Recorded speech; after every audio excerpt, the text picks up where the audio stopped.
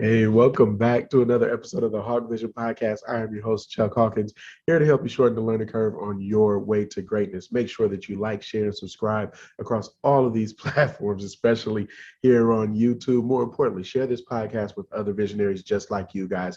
We're doing something big here, working to be the premier location to help you bridge the gap to your personal and professional success. And I can't thank you enough for all the DMs, comments, and messages. Cannot grow this show without you. Absolutely thankful that you guys have been joining the show so far and leaving all the reviews and subscribing, all that good stuff. My guest today, as you can see, is one of my daughters. She is probably the most vocal. And we talk all the time about my podcast and what we're doing here to try to make sure that everybody has another outlet to try to get these things together on their journey to greatness. Kendall, welcome to the show. Hi. She's waving hi. All right. So I guess we should start with how this interview came up. We were talking and for Father's Day, we decided it would be a good idea that some people can see the person that I tweet about a lot. He always tweets about me, and I was going to ground him because all of our conversations that he thinks are so funny end up on Twitter. And I don't even have Twitter. No, you don't. You can't have Twitter yet. And the thing that's funny though is she tells me she hasn't signed her disclosure agreements yet, that I don't have permission to talk about her on Twitter. But some of the stuff that she does is absolutely hilarious, and I just got to get it out. So I think it's funny. But you hear me talk about the word vision a lot, visionary. What does that mean to you so far? The word vision to me means that you have to have a plan and backup plans to be successful, and overall let your imagination become your reality about your future. Okay. And so what is the vision you have for your future so far? I want to be more than financially stable. I want to not have to dread going to work. And I want to have a family and be happy. Be happy. Is it hard to be my daughter? Like, do I put a lot of pressure on you? I wouldn't say it's hard to be your daughter. I just think we carry a lot of the same traits. So when I react how you would react, you get mad at me because you want me to be better than you. So it's just like you would do the same thing. Like, why are you mad? But I don't think it's hard to be your daughter. And as far as pressure goes, I think I put pressure on myself more than you put pressure on me. Mm. And why do you think that is? Because you put a lot of pressure on yourself in school. Like you get an A minus and lose it. You get a B plus and lose it. You talk to your teachers and say, why is my grade not changed yet? Like, why do you put so much pressure on yourself? I put a lot of pressure on myself because I think I'm scared of failure. And it's not good, but it's also got me very far. So, You don't know how to weigh it. yeah. But you've done honor roll consistently. You've never not been on honor roll or dean's list or whatever it is. So how is it that you leverage your fear of failure to push you into so much success? Well, I think I really just try my best. I have a connection with all of my teachers, if that makes sense, because you never know when you're going to need your teachers. So I feel like that helps me a little bit more because they can see when I'm struggling. I feel like my work is very transparent because of the person that I am. So like you can see when I didn't put my all into this work or that. And I think that's helped me a lot. But you get mad. So talking about the same traits, you get mad at me when I tell you that you haven't put any effort into this. Because that's not for you to even But you say. asked me to pre-read it. You say, Dad, can you read this report? Can you take a look at this? And I'd be like, you didn't put any effort into this. I just, well, partly because I like writing. I just don't like being told what to write about. So when you can see that I really don't care about this topic, and I know that my teachers will think that I care, I don't know. It just goes both ways a little Yeah. bit. So, because I think you have a good relationship with your teachers because you lead with logic, right? And so what does that look like for you, knowing that that's how you approach a lot of your day? Does this make sense? I think that I can relate to more mature adults rather than kids my age. And I think that because my teachers are around kids all day, it's it's like refreshing for me to walk in there and be like, "Hey, my classmate did this. It was so stupid, right?" Stuff like that. I don't actually say that, but along those lines. How do you think it makes you different from other kids because you lead with logic? I think a lot of kids are emotion driven, which isn't a problem. Like people mature at different rates, but Mhm. it's hard that I'm like the advice friend and people come to me and be like, Kendall, what do I do? And I'm like, why didn't you just do this and this and this instead of crying and lashing out? So you think it makes you make a better decisions, or do you just make them faster? I think I make that's a good question. I think I make faster decisions, Mhm. which more than likely end up being more accurate. Kind of like trusting your gut, but having Yeah. a reason behind why you do Yeah. So even if it does turn out bad, you can say, well, I said this because da da da, and then you'll let me off the hook. it. I let you off the hook. You don't. I will say you have not gotten in as much trouble throughout the years as your other sisters, and I wonder if it's because you lead with so much logic and you've had the chance to watch your older sisters and your younger sisters. So do you think that kind of plays into it? You kind of know what not to do now? I don't think I always know what not to do. It just the matter is if I want to The risk the matter. whooping. And I just don't be want to do that. That's The sound of the hilarious. belt is kind of like it's coming for me. When was the last time you even saw a belt, Maybe a month ago. Kendall? Mom called it because we were being dramatic. You were being dramatic, but in a serious manner. When was the last time you even saw a belt? Oh, I don't know. Yeah, exactly. You ain't been touched in a minute. She probably needs some. Um, what do you want to be when you grow up? Right now, you're 14. What do you want to be when you grow up? When I grow up, I want to be a real estate agent with my brokerage license. Um, I like houses, I like scenery, I like talking to people and persuading people. So I think that's really been on my mind a lot. And if I had my brokerage license, I could eventually open up my own business and manage other real estate agents. So I like it. I like it. What's the show that you watch on Netflix? selling sunset. And why do you like that so show? great because it's like houses, it's drama, it's in LA, like it's everything. Do they have $1 million houses? Over a million. There's like a $49 million house. Like I don't even know how stuff is that expensive and how people even have that money. Like, what do you do? They sell houses. Well, yeah, They build and that's sell why I'm houses. gonna do it. That's why you're gonna do it.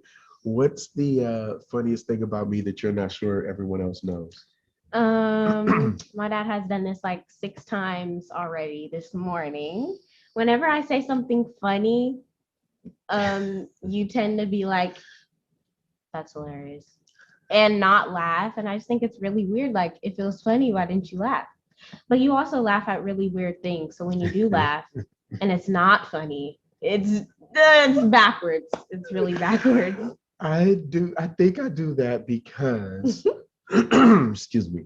I think I do that because sometimes you guys talk like I'm in a house full of women. So when you talk, sometimes I'm honestly not listening 100%. Sometimes it's funny, but it just doesn't trigger the laugh. And then yes, I have a very goofy side. So when something is funny to me, it's hilarious instantly. See, like that. Another thing that is very funny is when it's family game night and you lose. Which is very rare. No, it's not. When you lose, you like to do 3,000 rematches. And then when you finally win, you think you're the best player to ever do anything. That is called a commitment to excellence and making sure that you go out on top. when you're 1 in 30. I am never 1 in 30. You win. No, Monopoly, I will give you this. Monopoly is your thing. Like it doesn't matter which version we play. Monopoly is your thing. But you can play dominoes pretty well.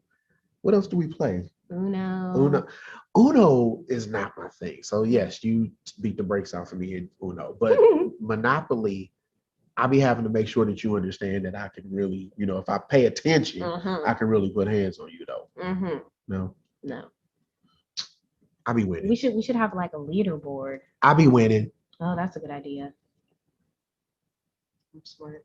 Yes, you are a leaderboard. I'm the leader. How can I be a better dad? I think you're a great dad. I just think you have to. I didn't pay her for this. No payment. I just think you should allow us to. I need you to be a little bit more lenient with us growing up. You want us to be like your little girls forever, and that's not. It's not how life is. That's not how life is. That's how life should be. You should be my babies forever. I will, just not a baby. Neck hugs, like my baby forever. Just not a baby. But yeah, we're getting there.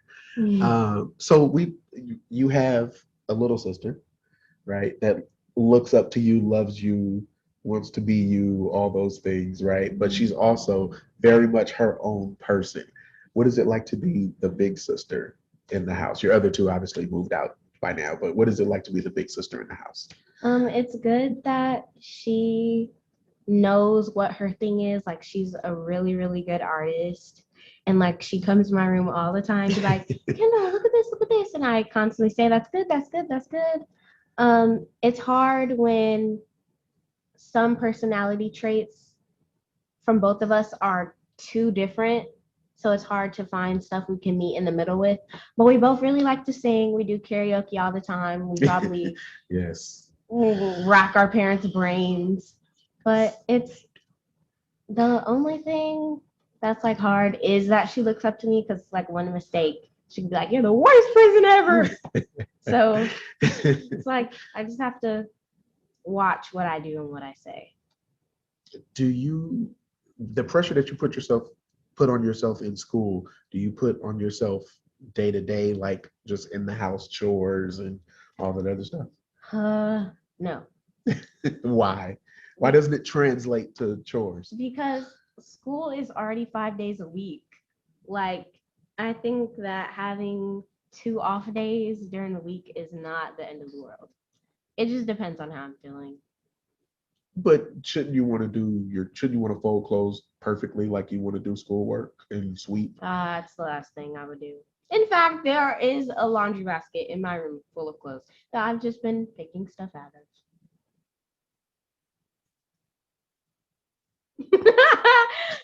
Why? So I have so many questions because I feel like there are things that you should be doing, but you just actively choose not to do them work-wise around the house, which is frustrating. As a parent, I'll tell you why it's frustrating, because we know you do everything with this level of excellence that you approach it to. And so then when it's time to like do the kitchen or the dishes or sweep, you're like, yeah, well, actually, I'll put a piece of water on it and see what happens. A piece of water. Yes. The kitchen really isn't a problem. It's like the bathroom.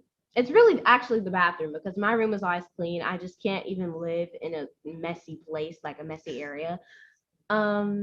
The kitchen, I don't have a problem with doing it. I just like to do it on my own time. Like I'll have my whole day scheduled and be like, yeah, and at 6 I'm gonna do the kitchen. And then at 5:59, mom goes, Kendall, do the kitchen. Like it just ruins my urge to want to do it.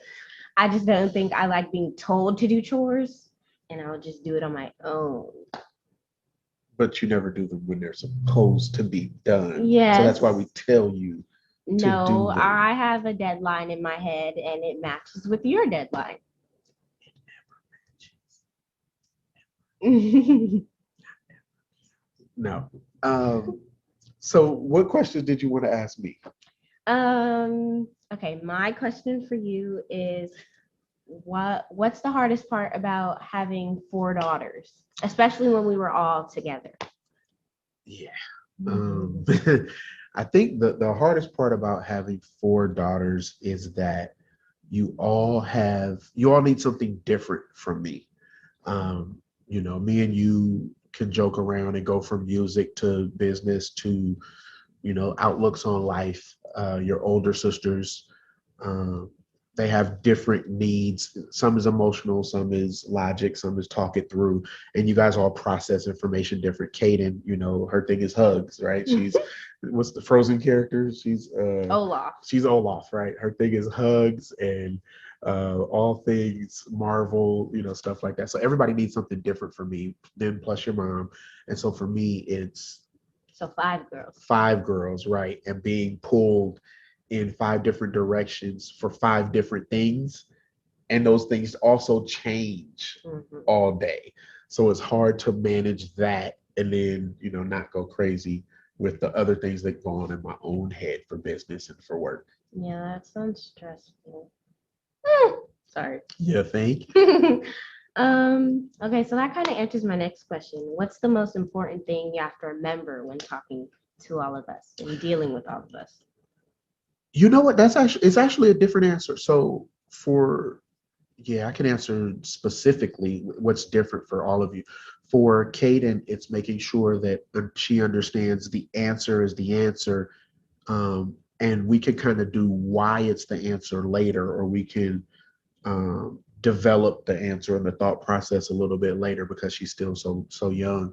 For you, it's understanding that you already get the logical part. You already understand why, but now we're working towards that behavioral part. Why do people as adults do what they do?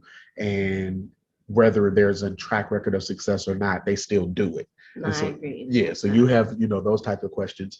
Your older two, one of them, I won't say her name, one of them just wants to talk, right? So I'll just let her kind of get it out. She doesn't necessarily want a lot of advice. She just wants to talk, tell her story, get it out. So there's a lot of patience there. The other one, um, yeah, it's half wanting to talk, but it's half listening to what she's not saying, right? So filling in the blank. Right. So she'll tell you things hoping that you pick up on it. For me, at least, she'll tell me things hoping that I pick up on it and give her the advice that she needs without admitting that she's asking for advice. Like she only wants advice for some parts. Exactly. And you know which sister I'm talking about. And so that's why it's funny, because everybody, like I said, everybody wants something different, and needs something different. So it's not that it's stressful. And then for your mom, it's managing all of those conversations, knowing that you guys tell her a different version or a different side. And so I have to make sure that the things I tell you will still work once you talk to her. So there's a lot of puzzle playing, for me. Stressful. It's a lot of work. I'm gonna say a little, but it's fun. I tell everybody on the podcast, it's the best hug that I'll ever get at the end of the day is from you guys. I am absolutely driven to leave an inheritance for you guys and make sure that you guys understand money, that you guys understand politics, right? I always talk about politics, and that you guys understand business and relationships for your people skills, right? So I think those are the things that matter to me the most, so that you guys grow up fully prepared to take on adulthood. That was a very daddy-ish answer, right? It wasn't fun at all. No laughing. So your mom will have me cook on certain days, and I always play music. And I've noticed that you guys stay around to listen to the music when I cook. What is that about? I think it just has to do with the fact that my mom likes quiet. And when she cooks, she likes to just be like, okay, get out the kitchen. But my dad, it's like, yeah, everybody, woo. As long as you don't mess with my actual cooking, yeah. Yeah. So knowing that we can talk to you and listen to music while dinner is still being prepared, yeah, it's just good vibes. Can I cook? Do you like my cooking? Yeah. Why would you ask that? Cooking? Because the people don't know. Oh, yeah. Yeah, my parents are both really, really good cooks. That's why I love cooking. Yeah, you cook a lot. Chef Vanessa. Yeah. You should bring that back. Why do you? People So don't know. people don't know about Chef Vanessa. So guys, real quick, Chef Vanessa is her alter ego, and she tries one of them. She has several recipes that she'll look up and try, and 98% of them are really, really good. But so we talked about fear and failure. Why don't you do Chef Vanessa with your YouTube channel? Okay, bye. I'm just playing. I just don't do Chef Vanessa anymore because I think I got scared. uh, I don't know. I used to do it a lot when I was younger, and when you're younger, like nobody has anything to say. But then as I got older, I was just like, well, I'm already goofy. I don't think people need all of that. Maybe I'll bring it back one day. I think we should do a Chef Vanessa episode so that people can see. I mean, if you guys like me on here, I guess.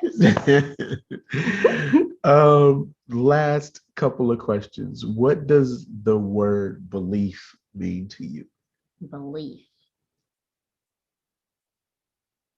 That was really quiet. I know, right? A lot of awkward silence. Belief to me means that I think it ultimately means trust to me. You have to trust that what you think, it's hard to describe believe without saying believe. You have to trust what you think is true. Okay. That's the only way I can put it. What about goals? You set a lot of goals for yourself. You like literally will sit down and draw out your next 10 years in your head, right? But you sit down and draw them out. What is it about goals that you've managed to pick up and understand so that you write them down so much?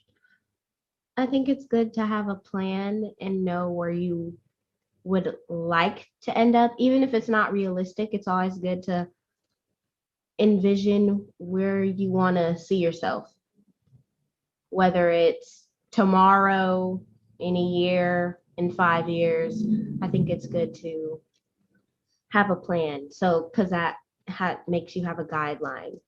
Yeah. So that goes to the books that you read. You just read Tiffany Budgetnista's book. What are you learning from that so far?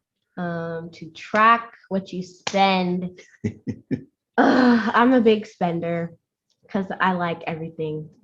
I just love spending money, but I also I'm okay with saving money. But then I see something and it's like, oh, I'll be good with $40 till next week. I think it's important because a lot of people wonder why they can go have a weekend out and then come back and be in debt. And when you find all the sources that are taking your money, it's easier to be like, okay, this week I'll lay off on Chipotle. Starbucks. She's not giving up Chipotle. She'll give up Starbucks. Is that what I'm hearing? For a day. For a day. Love Starbucks. Okay. Hire me. So you like tracking your money. You have to know where it goes. And we just started an investing account for you. Yes. Has our book started talking about investing yet? I don't think I'm there yet. I think she's like scanned it, but I don't think I'm there yet. Okay. I really like the book because I can see a lot of her personality. Mm-hmm. But then it's also hard because like some of the stuff she talks about, it's like, well, I don't have a checking account that I control. I don't have a credit card. So some of the stuff I think I'll really understand more when I'm older. But it's good to like know. Nice. Okay. So if you had to give one up for a whole week, Chipotle or Starbucks, what would it be? Chipotle. You would give up Chipotle? Yeah. I love Starbucks. But we have an espresso. That's yours. Plus, the coffee is too hard. I mean, not hard, strong. I like refreshers. I like coffee. Like I like having a variety. Like she needs more energy with coffee. Creamer. Oh my God. Okay. What else? I think there's like we talk about so much. It's weird that now the camera's on and we're trying to figure out what else to talk about. It's really weird. It's really weird. Is my taste in music trash? No. No. No. I just think some old school music. Not even R&B, because I like old R&B. I just think when it comes to like the hip hop or rap aspect of it, does. It sounds like rock and roll or something. Oh my God. Okay. So yeah, I don't do a lot of trap music. I'm very anti trap music. There's some of them. There's some that I'd be like, all right, just go. But we listen to music together often, like in the car, and Mm-hmm. it's stuff that we don't, nobody else knows we listen to together. So I think my music taste is getting there. Like I'm a pretty decent dad Yeah. about music, right? All right. I think that's why I'm so picky about songs. Like everybody, there'll be like a good mainstream artist, and I'm just like, I just can't get into it. Because you know what I've noticed is that you can start to tell now because of the stuff that I listen to over and over again, you can tell who's sampled songs. Yeah, that's really cool. Because like when a song comes on and I'm singing a totally different song, people are like, what is that? And it's like, they use this beat. That's the song it came from. Yeah, that's Yeah. awesome. That's awesome. So let me ask you this. Watch this, guys. Uh, Do you watch your dad's podcast? I have. I Why are just you yelling? sorry.